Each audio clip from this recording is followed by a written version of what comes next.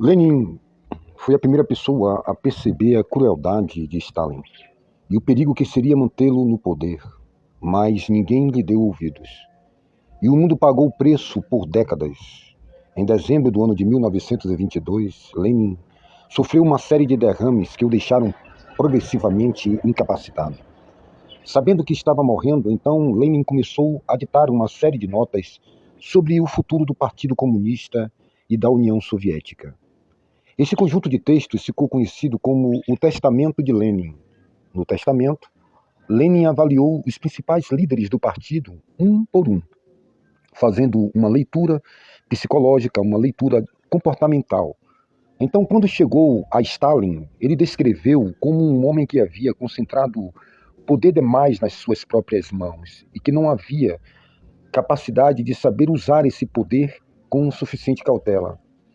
Numa edição ao Testamento, escrita no ano de 1923, precisamente no mês de janeiro, ele recomendou que, formalmente, que Stalin fosse removido do cargo de secretário-geral do Partido Comunista e que fosse substituído, então, por alguém mais tolerante, mais cauteloso, mais leal e mais cuidadoso também com os camaradas do partido.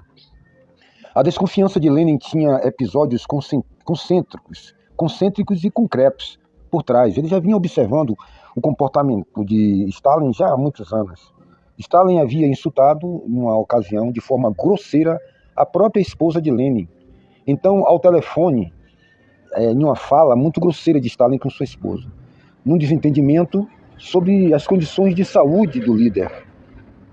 Quando Lenin soube, então, desse episódio, ficou furioso, né, e escreveu uma carta pessoalmente a Stalin, exigindo um pedido de desculpas. Além disso, Lenin havia observado de perto como Stalin tratava as nacionalidades que não eram russas dentro da própria União Soviética, especialmente a Geórgia, e também com uma brutalidade que Lenin considerava excessiva e contraproducente. Lenin, então, veio a morrer no próprio mês de janeiro de 1924, e a sua esposa então apresentou o testamento de Lenin que ele tinha escrito ao Comitê Central do Partido Comunista, cumprindo então a vontade do próprio marido. A recomendação era remover Stalin, porém o comitê suprimiu o documento. Particularmente, Zinoviev e Kamenev, dois dos principais líderes do partido também, defenderam Stalin e argumentaram que ele havia demonstrado suficiente cautela para merecer uma segunda chance. Mexeram os pauzinhos, suprimiram a fala do grande líder e fundador Lenin, Vladimir Lenin, e não deram ouvido, suprimiram, né, e o testamento foi então arquivado. Stalin, como todos sabem, permaneceu no poder e Zinoviev e Kamenev foram executados por eles alguns anos depois. Nos anos seguintes à morte de Lenin, Stalin eliminou sistematicamente todos os seus rivais.